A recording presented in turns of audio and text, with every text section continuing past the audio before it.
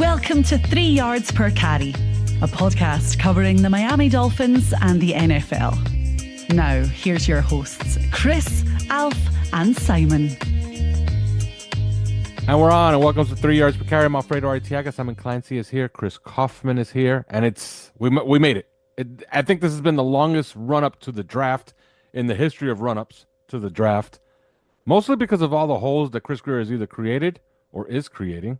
And we're going to talk about that a little bit here in a second.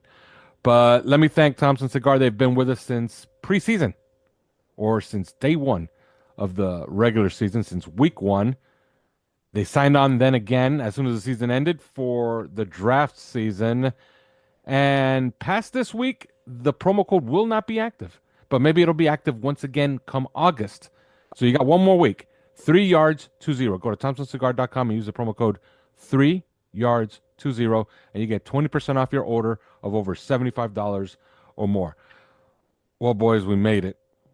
Has it seemed longer than usual, Simon? A little bit, yeah, a little bit. I mean, I always kind of hate that sort of 3 weeks after the pro days finish. They should just, I mean, I know traditionally, historically, back end of April, but, and I'm pretty sure that there's kind of a analysis by paralysis for the teams as well. I would imagine the scouts get a little bit kind of, come on, let's just get on with it. Players must be a bit like, I know the NFL loves to control 365 days a year, but, and the worst thing about it is some gimp on social media or like somebody on NFL Network on Thursday night is going to oh, I think the Dolphins are, I wonder whether or not they are going to take, and then just name the player because they've already been told who it is, which just literally ruins it for everybody. And you spent the entire year kind of waiting to see what it is. And then Ian Rappaport just tells you 30 seconds before because he's got this great idea because he's so down on college football that he knows exactly that really annoys me. And it was massively annoying last year. So if draft night gets ruined for me again, I might just go on I'm not going to say what I was going to say because that's terrible. Well, good thing you're not an NBA fan. Chris could attest to this. Do you remember what Adrian Wojnarowski used to do during draft night? Well, what I know, that having been through so many of the NBA draft nights, though, is that every pick is, first off, the picks are not kept, and so it's just super complicated. And no matter what you hear, it's not really happening. It's absolutely fucked. I mean, it's really weird. Yeah, on draft night, Simon, you would love this. Okay, Adrian Wojnarowski used to get on there and he used to say, "We do expect so and so to take Joe Smith here, and then we do expect so and so to take Joe Blow. But what you don't expect is that they're going to swap picks." And I do expect at pick 18, and mind you, they're on pick 6. On pick 18, they're going to trade that pick plus cash considerations for the rights for this pick. And he would essentially lay out the entire first round in about 30 seconds. And you'd be staring at it like, why am I watching this now? What's the point, though? What's the point? Because you want to show how smart you are and how good your contacts are. You know how good you are. It's just why? You just fucking ruin it for everybody. Nobody wants to hear who is being picked before the commissioner gets to the podium, whether that's Adam Peters, whether that's Paul Tagliabue, Pete Rozelle, who I was thinking about this today. The draft, obviously we all love the draft. I obsess about the draft. It's even more exciting to me than the season, maybe because we support such a shit team. But it's just can we have nothing like it in the UK? It's so exciting, it's so thrilling. But I kind of go back and think of those old 90s and early 2000s drafts when there was far less, social media wasn't a thing. There was far less that kind of, there was the jeopardy of not knowing. Do you remember when was it the Vikings or the Colts or whoever it was literally missed a pick? Do you remember when that happened? Oh man, I remember that. Yeah. Yes. They were picking that was Mike Tice, I think. Yeah, they ran out of time and somebody else jumped straight in and they had to fall down to 9. I think didn't multiple teams send yes, they ran up there.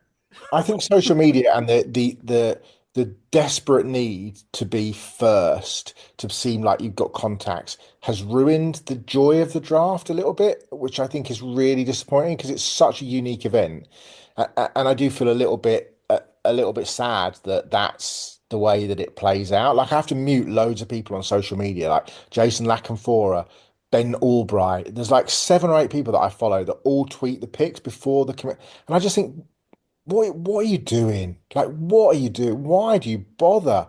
It's so fucking the energy is so small time. It's just like I will never understand it. You wait the entire year, you go through all this process, and the joy is sucked out of it by somebody who feels like they want to be like, oh, I know, and not the fact they've just had a press release in the NFL which tells them who the pick is, because that's literally how it works. It's just like, come on, can we be serious? Well, Like, we were at the draft in Las Vegas. You remember, Chris? Yeah, And I remember. we saw how the sausage was made, Simon. These people are not that smart, okay? Okay? They're just there at the draft. Yeah. Like we knew the picks. Like, what do you think, Chris? About 3, 4, 5 minutes before they were made? Oh yeah. I Yeah, mean, like way in if you're there, advance. if you're there, you get told. Yeah, because we had the feeds because where we were at, we were in the press room and we could see NFL Network, we could see ESPN, right? And then we had the NFL feed, and then we had the actual NFL media telling us the draft.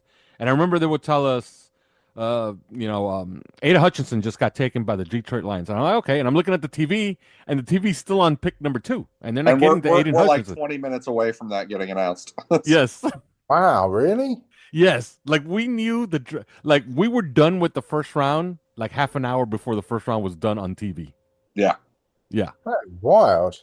That Yes. is, I mean, that's and actually, I've been to Green Bay before, so I was like, man, can I sneak in a Green Bay trip for this? Yeah, what a place. But I just like, seeing the draft in Green Bay would be amazing, because it is I don't know if you've been out as well. It's just Yeah. a uniquely amazing place.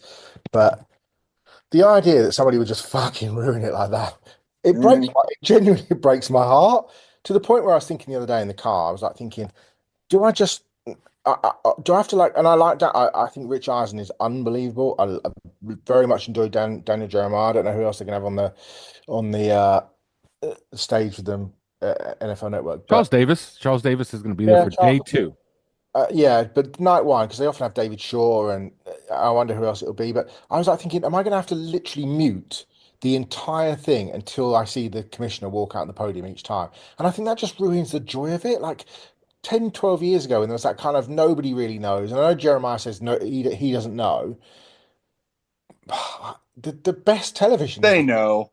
Oh, I know, of course they do. But the best TV is when they're all going, "Oh my God, wow, that's the great stuff. That's the Yeah. like the Laramie Tunsil thing, and the Mhm. Vikings missing the pick, and all of that stuff is, and the real shocks that happen. The Cleveland Ferrell and all of those things.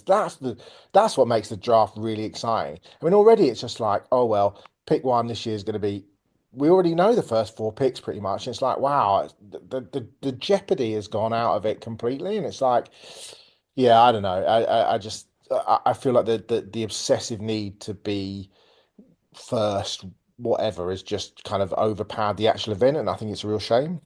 But I think Yeah. I agree with you that, like, you can embargo social media during the event. Yeah, you don't have to Right. watch. You don't have to do the social media, but like the television broadcast where they're talking about the last pick, they're talking about how he fits in with the team and stuff like that, and then there's the little thing, they're gonna go up, they're gonna make the pick now, and then so and so is like, oh, looks like someone made the pick. I wonder if they could they do need a safety.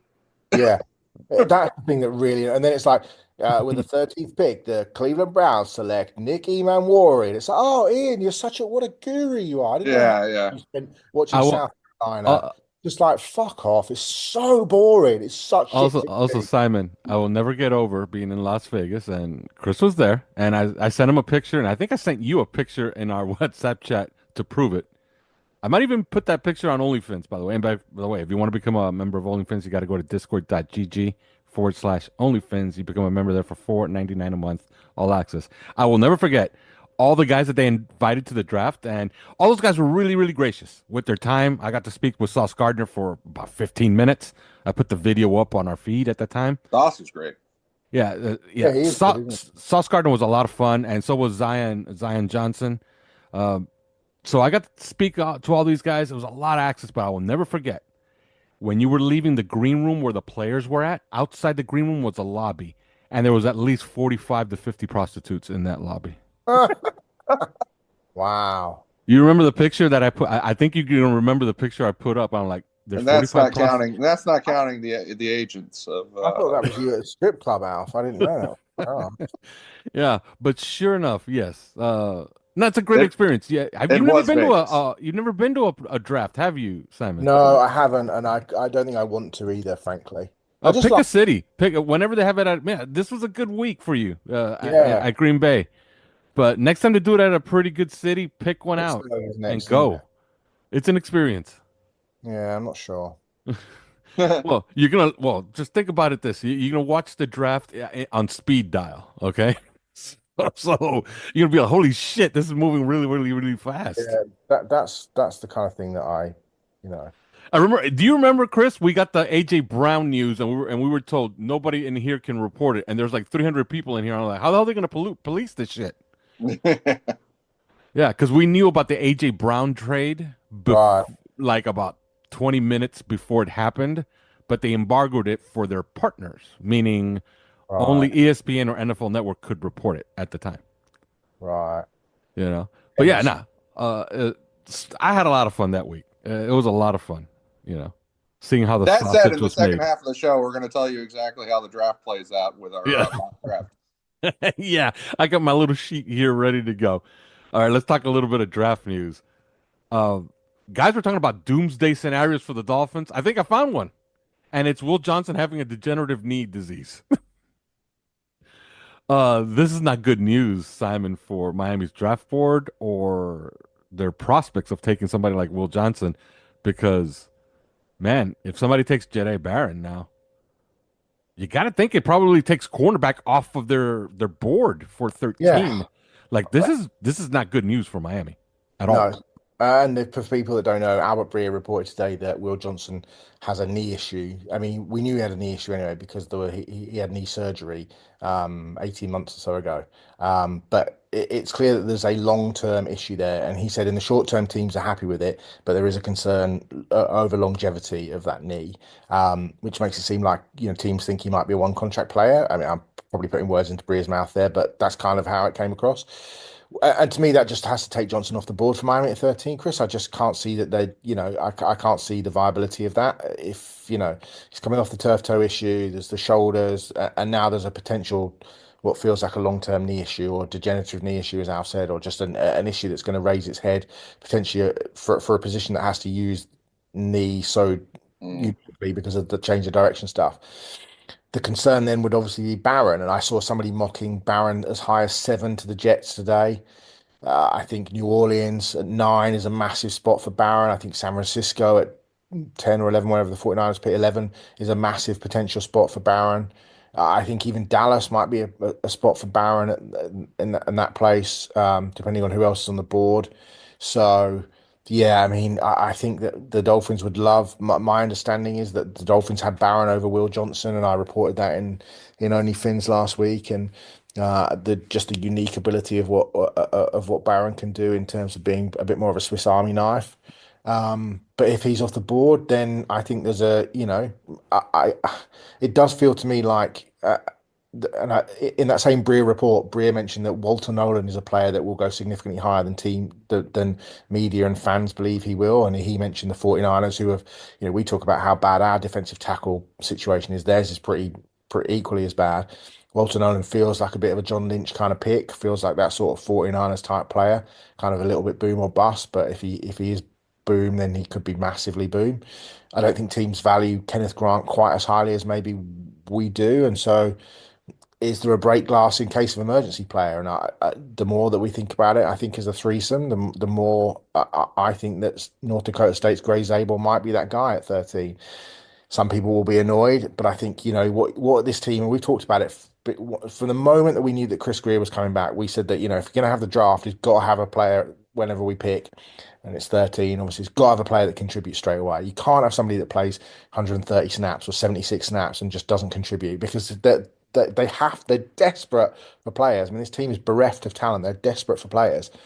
It's got to be a player. If it's a defensive lineman who picks up 500, 600, 700 plus snaps, if it's an offensive lineman, if it's a guard, it's got to be somebody that starts from day one and starts all season. And the more I think about it, if you're starting Patrick Paul at left tackle, which we now are obviously going to be, James Daniels has said he doesn't know whether he's starting left side or right side. I think you can only start James Daniels on the left side if you're drafting Kelvin Banks or Gray Zabel or Will Campbell to play guard. You can't have essentially a rookie left tackle and a rookie left. I don't think you can, especially with the versatility of Daniels. So I think you'd end up in a situation where you're having Paul at left tackle, Daniels at left guard, Brewer at centre, and let's say Zabel at right guard. Now, Gray Zabel played 211 snaps at left guard in 2023, 152 in 2022, but he's only played 3 snaps at right guard in his career. So, there are still, and obviously we know Banks has never played a snap at guard in his entire life. Campbell neither has never played a snap. It's always been a tackle, even in high school. So, I mean, the Johnson injury, it clearly, Chris, muddies the waters, and it just you do kind of feel like, well, maybe the Jihad Campbell, he's out for 8 months with the injury. Michael Williams, well, is this high ankle sprain. Berea reports today that it was clearly an issue last week in a private workout for teams. He couldn't run because the he couldn't run properly because of this high ankle sprain that's now 7 weeks, 7 years. That's a Chris Greer player if ever heard. 7 months. 7 years with a high ankle sprain, man. Whoa. 7 months in the making, Chris. So I don't know. It's like, I don't know. Well, here's the thing, Simon, that you got to, I mean, because we talk about this all the time, but is this where the rubber meets the road? This is right up the avenue. This is right up the middle of the avenue for the type of information and the time that it comes out, that it is the least trustworthy, right? For this sort of development, this sort of information, this sort of, especially where it came out, like, and it's an Albert Breer column, and it's, and let me tell you this too, because the question about a player's longevity in particular is just so vague and nebulous, because, like, you're not going to know whether that was right or wrong for like 10 years from now, right? And so this is a player who's 22 years old, and he's at the corner position, and we know that those aren't long lived to begin with. That those guys kind of drop off the map a little bit at 30 years old. Hence, the Miami Dolphins are trading Jalen Ramsey at 30 years old, and so I listen. This guy's had a stack of injuries, and we knew about that, right? Like, stack it all up. He's had it, and if you're not comfortable with that, I cannot blame you, based on the Miami Dolphins history, and based on just a number of factors. Obviously, Chris Greer kind of generally disagrees, and they will continue forward with this philosophy of taking players that probably should have been out of reach in some way, but are within reach because of things like this. They did it with Tua Tagovailoa, with the hip injury that was supposed to be degenerative. He was supposed to not be able to play, and fast forward, and we're more worried about scrambled eggs inside of his skull than we are probably the hip. So do we trust this information that comes out right now, which is the worst time for it to come out, and the worst kind of information to come out too? That's the question that I would have. That said, it does feel like, we've talked about the offensive line prospect, or the issues with projecting Miami to take an offensive line. Neither Chris Greer nor Mike McDaniel have shown the history of valuing the guard position, right? Not nearly enough to be taken at 13 overall. I think that Mike McDaniel, I've heard from people that he has openly said it, more or less, that it's the least valuable, least important position on the offense. And Chris Greer has certainly not shown a history of valuing the position. Have they been humbled in some way? Have they been shown the error of their ways? It's entirely possible. It's entirely possible. Nothing is off the table in this very weird offseason that we've had with the Miami Dolphins. So, that said, the thing that would make the most sense to me is that maybe they've changed their mind about the guard position, and if so, they're going to get the best guard at 13. Who's the best guard in this draft? In my opinion, it's not going to be some guy who's never played guard before in his life, right? People will talk about Calvin Banks all day long, and he is being linked to Miami, by the media, and I just am not sure. We've never seen him play guard at all. We have seen Gray Zabel play guard. We did see him go to the Senior Bowl and be the best player at the Senior Bowl. Didn't he get the award for the best player? Period. Yeah. He got the award for the best player amongst all players at the Senior Bowl, the MVP. So that this guy has played guard. He does fit the system, unlike say a Tyler Booker, who I think is a wonderful guard in a certain system. But this guy fits the system a lot better. So if you're gonna change your mind about the valuation of the guard position relative to the other positions, then go after the guy that that for at least 5 years is going to be 1,000 snaps for you, fit your system, be a phenomenal character player, phenomenal mobility player. No injury history that I know of, or no significant injury history that I know of, and it's just going to lock it down.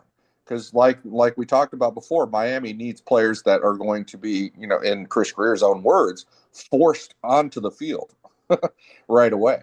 And that's a guy that can be forced onto the field right away and take up a significant spot for you and solidify the interior of your offensive line. So, I think that there is significant reason to think about a Gray Zabel up at 13 overall. And I think a lot of people are going to reject it simply because they haven't been properly prepped by the media to think that Gray Zabel is that well rated of a prospect.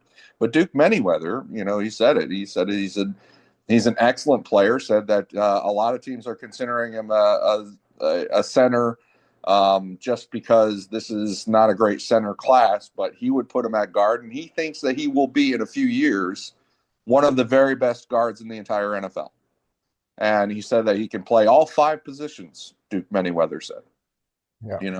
And I know that Miami listens to Duke Manyweather, so there's a significant chance there of that position. And so, Jahdae Barron, I don't think he's going to be there. We'll find out.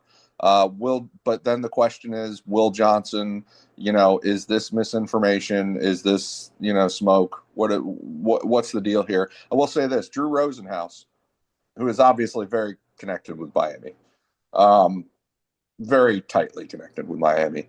He had been kind of peddling his own guy, Josh Simmons, the offensive tackle, for Miami a little bit. And I think that that was kind of an effort to try and peg Josh Simmons's draft position to a 13th overall pick. Most recently, though, he said that he believes that it's basically cornerback and defensive line, and that what he thinks is going to happen is they're going to take the cornerback first and then pick up the defensive lineman second in the second round.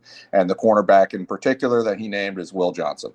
And he said maybe actually he seemed to imply that Jahdae Barron would be ranked below Will Johnson on their board. So take that for what it's worth. I think that's a guy that's pretty well connected to Miami. He's not raising any alarm flags about Will Johnson's injury or his degenerative knee or whatever it is. So I think that's worth considering. Yeah. All right. Fair. 4 times in their history, the Dolphins, and not that it will happen this year because Patrick Paul is technically a second-year player, but 4 times in the history they've drafted 2 offensive linemen and started them as rookies. First time 1979, John Giesler and Ronnie Lee. Both guys were really, really good players for a little while there in the early 80s. Then you have Vernon Carey and Rex Hadnot. Remember Rex Hadnot? Didn't Richmond Webb and Keith Sims come? Yeah, I was going to mention them too. Right. Richmond Webb and Keith Sims, left tackle and left guard. Can you guys name the last time it happened? What, when the Dolphins drafted 2 offensive linemen, and started them as rookies. White Um, and um, is it something stupid like that'll Jameel be Douglas and that tackle that we took? No, it's a pretty obvious one. Oh, is it? Yes. Uh, Rex Yeah. Hadnot and Donald Thomas. No. You guys are Billy taking way too Turner, long on this. It's Austin Jackson and Robert Hunt, guys. Oh, right. Yeah, that's the last time. It's only happened 4 times in their history where they've taken 2 offensive linemen and started them from the same draft. Technically, that won't happen this year, but Patrick Paul, how many snaps did he play last year? 300 snaps. Most of them bad. Well, no, he was pretty good in a couple of games. Pretty good is doing a lot of heavy lifting there. I agree, but he wasn't. He wasn't terrible. He certainly outperformed our expectations, which were fucking lower than Australia if you're standing on top of the world. All right, we're gonna go to break, but before we do, let me tell you about Underdog. And by the way, when we come back, we're gonna do a mock draft. So we're essentially gonna tell you the first 13 picks of the draft, and you could tune in for pick 14. Do you ever watch sports and find yourself wishing there was a way to get into the game? Let's go with Underdog. There's finally a way to make picks on sports without leaving the house. The game is in your hands. To play, choose whether a player will go higher or lower on one of their stats, points scored for basketball, strikeouts for baseball, etc., etc. They've got all your favorite leagues, teams, and stars to choose from. Create entries with all baseball picks or mix and match across other sports. You can play with as little as $1, and if you get everything right, you can win up to 1,000 times your money. So turn $1 into 1,000 just with your hoops or baseball or hockey knowledge. Download the Underdog app today and sign up now with using the promo code 3YARDS to unlock a special offer of up to $1,000 in bonus cash when you make your first deposit. Join in on the fun when you sign up with the promo code 3YARDS. That's the promo code 3, the number 3, YARDS. Claim your special offer today and get up to $1,000 in bonus cash instantly upon your first deposit. Higher or lower, you make the call on Underdog. Must be 18 plus, 21 plus in Massachusetts and Arizona, 19 plus in Colorado for some games, 19 plus in Alabama, New England, and present in a state where Underdog Fantasy operates. Terms apply. Void in Colorado. Concerned with your play, call 1-800-GAMBLER or visit www.ncpgambling.org. In Arizona, call 1-800-NEXT-STEP, 1-800-639-8783, or text NEXT-STEP to 53342. In New York, call the 24/7 HOPE line at 1-877-8-HOPE NY or text HOPE NY to 467-369. And now for our other sponsors. Are you a South Florida property owner with an insurance claim? Are you dealing with water, mold, or fire damage to your home or business? Are you having trouble locating a 5-star rated general contractor that is fully licensed, certified, and insured? If the answer is yes, then Water Cleanup of Florida is here for you 24 hours a day. With over 60 years of combined experience, Michael, Robert, Jorge and their team is prepared to handle any size property damage disaster. When an unexpected damage occurs to your home or business, you need specialized, fast, and reliable services. Water Cleanup of Florida understands the impact and stress an unexpected disaster may cause. Their objective is to make the cleanup and insurance claim process painless and hassle-free. Water Cleanup of Florida is also a licensed general contractor, so they provide the A to Z service, one-stop shopping that busy homeowners and business owners require. Water Cleanup of Florida is now an authorized dealer of Eurocraft cabinets, so premier kitchen, bath, and laundry cabinetry, countertops, and other accessories are available for your viewing at their showroom in Boca Raton. Or do you prefer to shop from your home or office? Then Water Cleanup will send you one of our design specialists to you with samples and products that fit your style and budget. Call Michael anytime on his personal cell phone if you have any questions at 954-579-0356. That's 954-579-0356. Or visit their website at wcufl.com. You can follow them on Facebook and Instagram. And please check out their more than 80 5-star reviews on Google and Facebook. Water Cleanup of Florida. If you have the schmutz, they have the guts. I'm Jalen Phillips, and you're listening to 3 Yards Per Carry. And we're back. All right, it's mock draft time. And I don't think we can spend a lot of time on this first pick. First pick will be Cam Ward. Let's do this. Who would you pick, and who do you think is going to be picked? I'm already going to put it as Cam Ward because that's who's going to go number 1. But who would you take number 1, Simon?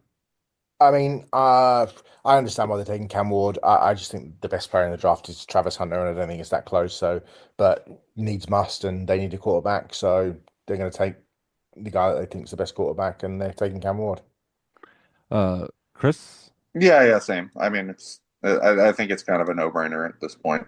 I think the Cam Ward is sufficient. I mean, to me, I realize that there's kind of a little bit of a it's not a perfect quarterback prospect by any means, but you know that he's a very good playmaker on the field, and there's trajectory. I've said this before, like, in terms of the way that he has developed, not just as a football player on the field, but also as, kind of a leader and a human. And that's what you need to see is there's talent and good trajectory. And I think that's all that the Titans will really need. All right, at pick 2, where are we going with this? Is it going to be Abdul Carter, or are they finally going to take Travis Hunter here, or are they going to grow some balls and take Shadur? Your thoughts, Simon and Chris. Let's try to come to a consensus here. I don't have an opinion. I think it's going to be Hunter. It's just so hard to pass on a guy that is the best cornerback and the best receiver in the draft. That to me is just, I think they might be a team that circles back round towards, maybe trades back into round one to take Shug, or maybe they take Milrow, and maybe they trade for Kirk Cousins and draft a Milrow or somebody like that, or Jackson Dart or whatever. But I just don't think you can pass on the best player in the draft. Chris, you agree? Well, no, I think that it's not going to be a quarterback, but I think that it's going to be Abdul Carter. Oh, interesting. Yeah, I think that they're going to take Abdul Carter there. I think that they're going to be looking for. I mean, there's obviously some stuff going on with the team from the standpoint of buy-in and questioning things, and I think that. I tend to think that Abdul Carter settles things and is more of a projectable, less of a wild card, I guess you could say. I understand the Travis, the support, I guess you'd say, for Travis, but I just think that Abdul Carter is kind of a more straightforward pick for them on a team that needs that, if that makes sense.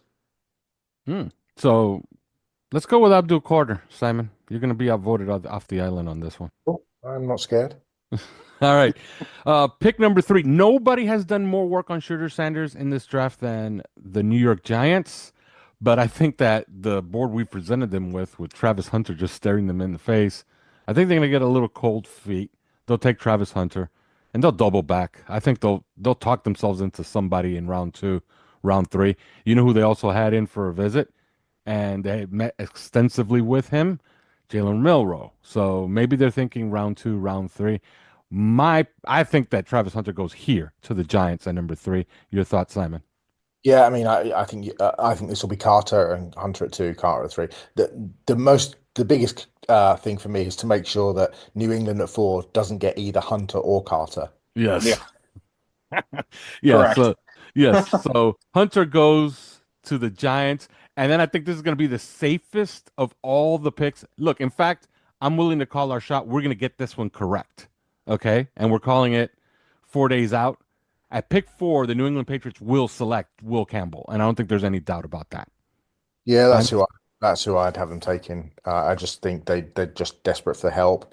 I think Membauer is, they need a left tackle, and he's a right tackle, and he may end up being a left tackle, but that's a massive projection for a kid that's still 20, has never played that side. You need to come in straight away. Campbell's played 38 games in the SEC, 38 games, 38 starts. Yeah, his arms are probably half an inch shorter than you'd ideally like, but literally hold half an inch in front of your eyes now if you're listening to this and think, yeah, is it going to matter that much? So I think, yeah, Will Campbell will be the pick.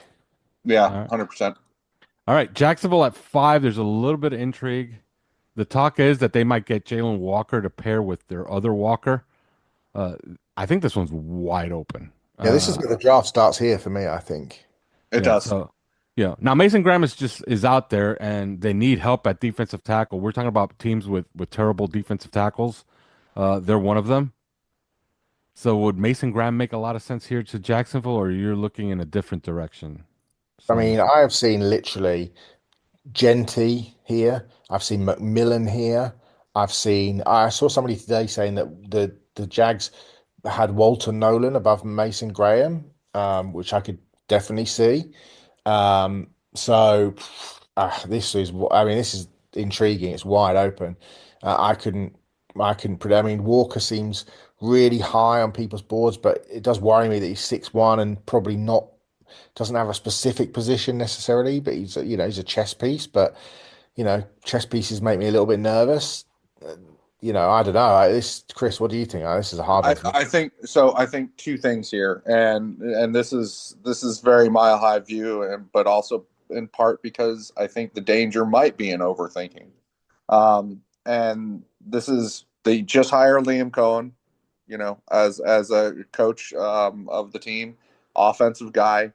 I think he's going to want to go offense. I think that this is part of why he's here. Two, they need to make Trevor Lawrence work, right? Yeah. And they need, and clearly he wasn't working last year, and so they need to figure that out. Now they do have Brian Thomas, but another receiver opposite Brian Thomas would certainly do a lot of work. And lately, you see a lot of people talking about Tet McMillan specifically because of Liam Cohen's experience with Mike. What? Evans. Evans. Yeah. How am I forgetting his name now? So I do see that. I do absolutely see that. I think that Brian Thomas, you do have a guy who will take the top off you all day long because of his length and speed. And then, Tet McMillan is just such a natural complement to that, that I think that's the pick. All right, I'm going to go with it too. Tet McMillan to the Jaguars at 5. At number 6, the Raiders.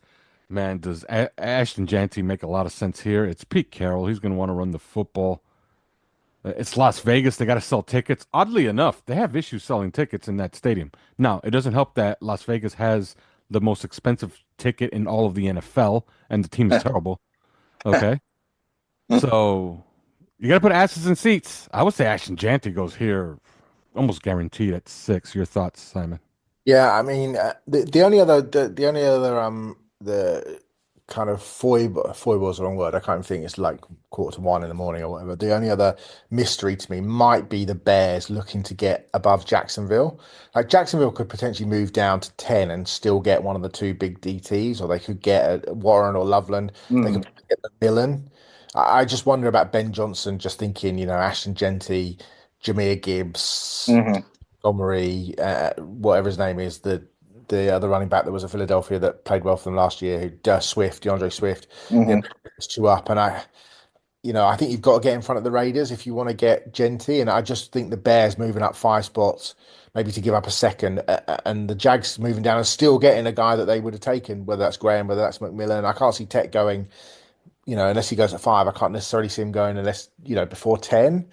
So I might be aware of that trade, but to me, if the board falls as it is, I think it's really hard to pass on Jeanty at 6 especially with, I know they need help at linebacker, I know they need help in the defensive backfield, and Barron could be an issue, could be a player, but Jeanty with Geno and just makes too much sense. Yeah, I think that makes a lot of sense. But I think you're right about that trade up to watch out for, because particularly, if the Jags want a weapon opposite Brian Thomas, and to help Trevor Lawrence, if they move down to, say, the Bears pick, and Tet McMillan isn't still there, which he might be anyway, Matthew Golden right there, right? Yeah. And so I mean, yes, the opportunity would be there, but it's a matter of whether that team is paying the price to move up, and we'll see if they do. All right, and next are the New York Jets at number 7. They've been tied to Armand Membu since time immemorial. They'll have bookend tackles once they take Armand Membu. You agree, Simon? Like, this seems like a no-brainer here. Yeah, I mean, I think you can make a case for, I think you can make a case for a number of players here. I think you can make a case for Golden. I think you can make a case for either of the tight ends. I think you could make a case for Barron. But Membu sort of probably makes the most sense. But yeah, I mean, Membu is fine if that's what you want to do. Chris? I think if we're trying to line one, if we're trying to hit one right down the middle of the fairway as far as our mock goes, then it's probably Membo. But I agree with Simon. Yes, you could justify several of those other players, Tyler Warren or even Jade Barron. But I think that Membo probably is the most playing the odds. All right, Armand Membo to number 7 to the Panthers. At number 8, this one's kind of confusing, and I hate to say the next two words that are going to come out of my mouth, but the Carolina Panthers, in my opinion, will select Jade Barron the way this is setting up. Your thoughts? Mason Graham is still on that board, and so is Tyler Warren. These are all guys that would fit with that team, but Jade Barron seems like a really good fit here at number 8 to the Panthers. Simon, your thoughts? Yeah, I mean they are the 32nd best 32nd best defense in the NFL. I mean, Dave Canales said this at the owners' meetings about how it was pretty obvious that they were going to have to go with a defensive back. I suppose that with a defensive player, I suppose the thing for me about they've got JC Horn, they brought in Trayvon Morig. I don't know. I just wonder about they've been linked so much to Jalen Walker in terms of what he can do. I'm not sure that it would be a secondary player necessarily. I just think that they need somebody that can, really get after the quarterback. And you look at the players that they've got. There's not a guy there that is going to get you close to 10 sacks in terms of edge guys. And I think if that's where you're going to end up playing Walker, and I suspect it is, I think that, when you look at Amari Barno, Boogie Basham, Claudine Cherilus, Jadeveon Clowney, Kenny Dyson, Thomas Incoom, Patrick Jones, Jacoby Windman, and DJ Wanham, I kind of feel like that they need an edge rusher. The other thing is they missed out on obviously the guy from the Eagles, Milton Williams, that went to the Patriots, and they looked like they were going to sign him in free agency, and he took the bigger deals to the Patriots. So trying to find somebody. I know they brought in Bobby Brown, but trying to find somebody to go next to Derek Brown, that could be Mason Graham. But I just think they're just desperate for an edge guy. They're just desperate for a pass rusher. Yeah, I can see Jalen Walker here. Chris? Yeah, I could see Jalen Walker here, and that's kind of who I have penciled in. I actually think that if they're going to go defensive tackle, I think that they would go Walter Nolan over Mason Graham, and that's just a hunch. Obviously, Jade Barron is probably the best defensive back that they could go for, but I like Simon's. I mean, I agree with Simon's rationale there. So if you're willing to go with Jalen, I would be too.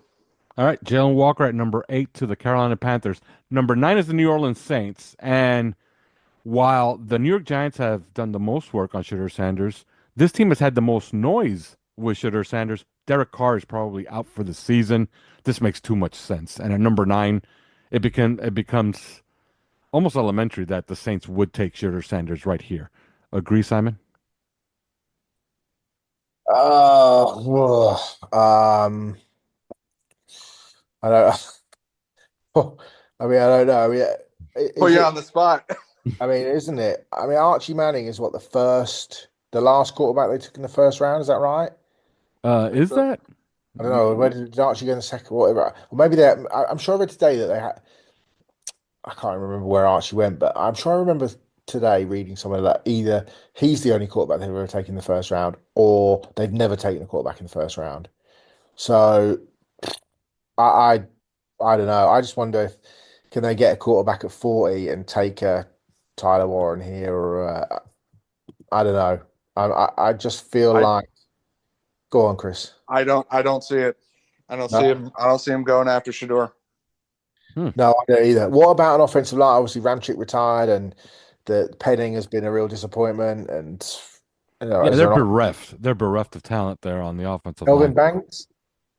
I mean, what is Kelvin Banks the reason? Is Kelvin Banks the reason that you don't go for the quarterback? Is the only question that I would have there. On the back end, I wonder could they use somebody like Jade Barron on the back end? Yeah. That's and you have to keep in mind that's what it comes back to me. If we're not going to have Shedeur Sanders there, right? Or Jackson Dart, if that's who they're who they're really after. then it's got to be somebody that they think is probably going to be an elite player, right? And is Kellen Banks, Yeah. does he fit that bill? Here's a Hmm. here's a here's a spanner in the whatever the word is, spanner in the wrench in the spanner in the works in this whatever. So just reading the New Orleans newspapers, Kellen Moore, Jeff Ireland, and Brandon Staley all went to Georgia last week to privately work out Jalen Walker and Mikael Williams. Yes. Hmm. I mean that seems not coincidental. So maybe Williams maybe. I think Williams is a very strong possibility for them.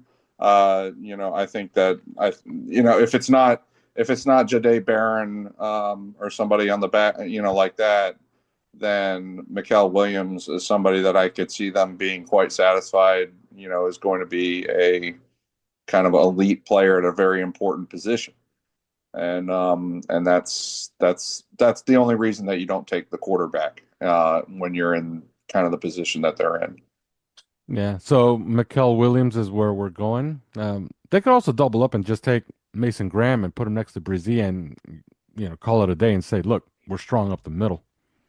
Sure. They could go so many ways because that team really is bereft of talent. Like all they have really is wide receiver talent. So Mikael Williams is where I'm leaning. Your thoughts? Yeah, I'm happy to go with Williams. Your shout of Graham is a good one. I'm easy either. All right, Chris, you break the tie. Um, we saying Mikael Williams or Mason Graham. Or Mason Mason Graham? Graham. I'll go with Mikael Williams then. All right, Mikael Williams goes to the Saints at 9. Here come the Bears at 10.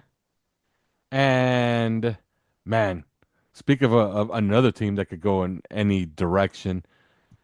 We know that it won't be Shedeur Sanders here. Okay, they have their quarterback. They have a tight end that they kind of like in Cole Kmet. Now that offensive line needs work. Man, Kevin Banks really does make sense a lot of sense here. I don't know. Where are you going with this, I Simon? mean, if Gentry's off the board and they're not trading up, you've got to think that, I know they added Grady Jarrett on that offensive line, defensive line, and you've got Jervon Dexter and you've got Andrew Billings, but if Mason Graham's there at 10, Mason Graham and Grady Jarrett is a pretty decent 1-2 combination. Do you know And what I mean? Grady Jarrett is pretty old. Yeah, 33, Mm, is he 34? Yeah, I mean they're not yeah. they're not they're not hoping to get a lot out of him over the medium term. I think they're staring at Mason Graham. That's going to be a big deal for them. And also, I think so. I don't buy that they're in for an offensive line. They No. came in as soon as they hired Ben Johnson. They came in and completely revamped the Yeah, they came in the hot buying everything. Yeah. yeah, they revamped the offensive line. At this point, people are just thematically throwing them another offensive lineman. Even though they have Braxton Jones, who plays all right at left tackle. He doesn't play badly in my opinion. And then of course they have the Tennessee guy at right tackle, and so yeah, and so I think that that's just egregious. I think that they're looking for probably weapons, maybe for to get their quarterback, going.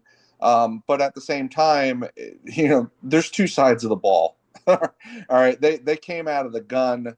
They came out like a cannon shot on offense as soon as in free agency, as soon as they hired Ben Johnson. I think it's time to settle up that that defensive side of the ball. And Mason Graham, there's no way they'd pass on that. Yeah, Yeah, and I'd say I don't think they're going to take a wide receiver in the first round 2 years in a row. So the Mason one Graham makes a lot of sense to me. the one thing about Braxton Jones is that he's out of contract at the end of this season. Right. But, I'm with you 100%. I think they take Graham 100 times out of 100, but it's worth bearing in mind. It is. Mason Graham, number 10 to the Chicago Bears. The 49ers at 11, we've talked about him. Walter Nolan here makes a lot of sense. A lot of things make a lot of sense to this team because this team needs secondary help, defensive tackle help. Where have we heard that one before? They can use an edge player opposite of Nick Bosa.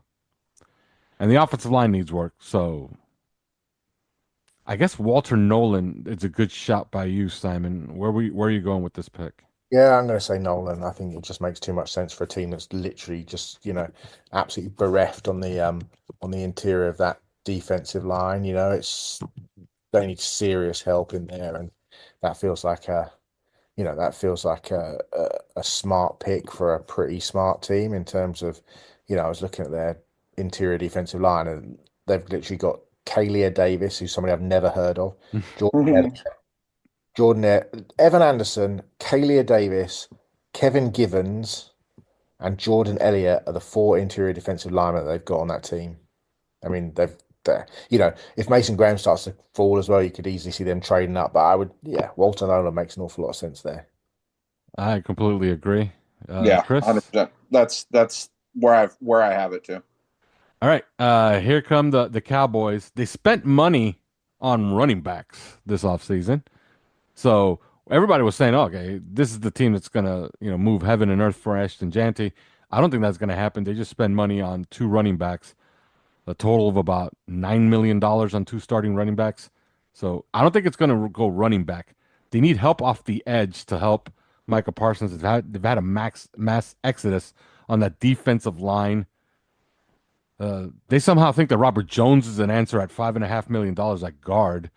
So you can make a case that they could use help there. Their cornerback situation is not good right now. Trevon Diggs might not be ready for camp. Deron Bland, the other cornerback, might also not be ready for camp. This team's a mess. Matthew Golden makes a lot of sense here because they have nothing opposite of CeeDee Lamb. You could go in any direction here. Your thoughts, Simon? Yeah, I think receiver probably just makes an awful lot of sense. I think the safest pick is Ibuka, but and actually I think Ibuka and CeeDee Lamb make a load of sense together in terms of, but I probably think that's maybe a bit high. I think Golden makes an awful lot of sense as well. I mean, look, they could, like you mentioned, they could go cornerback, defensive line, Janty if he falls, Amari and Hampton, but such a rich draft at running back. I just think adding another pass catcher helps put points on the board, helps Dak, helps take the pressure off CD. Golden's ability, he can play inside, outside, and I think he's just a natural complement to CeeDee Lamb. So I think he would make an awful lot of sense there. I think Chris? so. So I think that this will come down the way that we have the board laid out. Yes, I could see a pass catcher. I could see an option there, but you now have a situation where both Tyler Warren and Colston Loveland are staring at you at tight end. Could they justify that? I don't necessarily know that they're great at that position right now. I mean, this is the team. I mean, they got Schoonmaker. Uh, they do have Jake Ferguson, but what do you consider him as far as talent wise, and whether that's the reason that you, I don't know, avoid somebody with potential. This is the team of Jason Witten, so I mean, I don't know if it's going to be a wide receiver or tight end, but also we have Jahdae Barron there. They're a mess in the corners unit, I think, and that's another Texas kid, and if he's still there, to me, then it would be Jahdae Barron, but I don't necessarily know that they would be targeting that before it happened. Do you know what I mean? Like, well, they have two very, very expensive cornerbacks. One that they have to pay, and Deron Bland. So, this is an expensive team too. yeah.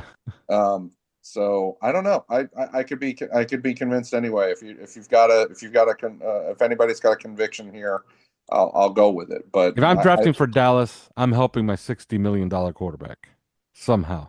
Yeah. So I'm going either Tyler Warren or Matthew Golden here. Now would they? Because I know that they're in love with Jake Ferguson. You talk to a Cowboy fan, Jake Ferguson. They talk about Jake Ferguson like if he's Todd Christensen, okay? Really? Or Kellen Winslow. They love Jake Ferguson. Hey. They keep telling you, you'll see, and I'm waiting to see. And I do see him every once in a while. Every once in a while, you watch him play, and you're like, okay, this guy can play. And then you realize, has he been playing? Because I haven't seen him in weeks. And no, he's started every single week.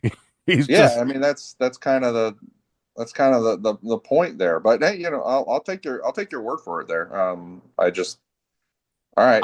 I think they want to help Dak. So I think Matthew Golden, that makes sense, right? And Simon's already on the Matthew Golden train, so I'm gonna go Matthew Golden here, opposite of CeeDee Lamb. It's Is good that with all me. right? Good with me. And we've arrived at 13, and the Miami Dolphins have a wide open board, including Shitter Sanders on it, with Jahdae Barron, with Will Johnson, who we've talked about earlier in the show, and your collection of tackles and Kelvin Banks. Defensive tackles abound as well. All right, let's go around the board. Simon, you're on the clock. What are you doing? Yeah, I mean, based on what's on the board, it's got to be Barron. I do think, um, I mean, they've not been mentioned, but I do know that McDaniel has an absolute hard on for tight ends. I don't think it's beyond the realms of possibility that if both of those two guys are there, Loveland and Warren, that he wouldn't be extremely interested. Um, but I think just the way that the defense is and the way that the lack of players they've got, it has to be Barron if the board falls the way it has done in what we've done. Chris, you're on the Yeah, clock. if the board falls this way, then it has to be Jahdae Barron, in my opinion. I kind of have a feeling that he might have already gone somewhere by now. It didn't work out that way with our mock, but I have a feeling he's not going to be there. I have a feeling they're going to actually be choosing between Will Johnson, which is is it true or not about his knee? What do they feel about it? What do their doctors feel about it? I think they're going to be choosing between Will Johnson, Gray Zabel, and Kenneth Grant. And I wouldn't be surprised if it's Kenneth Grant after all, to be honest. And I know that there is, chatter out there that, teams don't value him that high and stuff like that. But I actually think that Miami might. And can they get, for example, Alfred Collins at 48? I know there are some guys, and Simon's talked about some of them that they are high on for potentially at 48, but I also don't think that they compare in talent level to Kenneth Grant, Alfred Collins. That's my personal opinion. So I think they're going to be choosing between those three most likely, and they'll and it just depends on whether the knee injury thing is true with Will Johnson. If it is, then I wouldn't be surprised if it's Kenneth Grant. But if not, then Will Johnson probably is the chalk favorite. But here, the way it's laid out, Jahdae Barron is a home run. I'm with you. I would take Jahdae Barron here. I'd be only tempted by two names, Kenneth Grant, as you said, and Tyler Warren, but Tyler Warren would just be my eye candy pick. Wondering if I can load up that offense to make up for a pretty bad defense. At least how it's shaking out right now. I would say three guys. I would say Barron, Zabel, Colston, Loveland. But we're in agreement.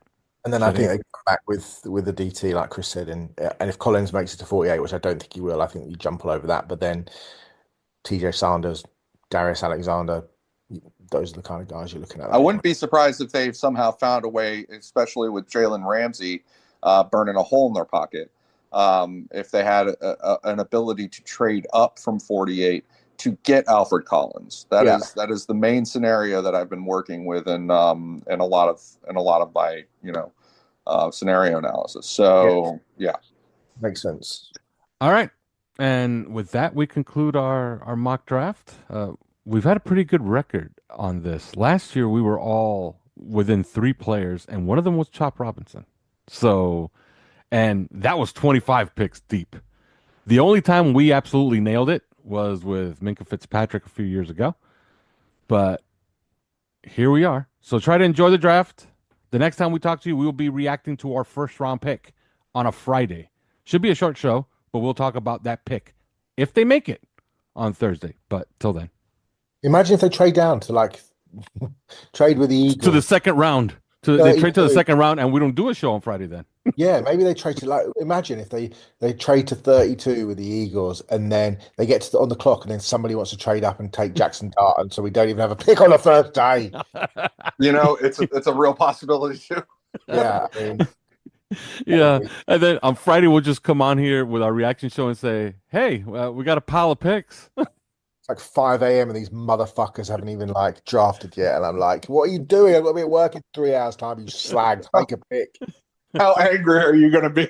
Oh man, I would be fucked. All right, let's hope that is not the case, and let's hope that we're doing a show on Friday reacting to that first round pick. But till then, Thanks for listening to 3 Yards Per Carry. You can subscribe via iTunes, on Podbean, or your usual podcast provider.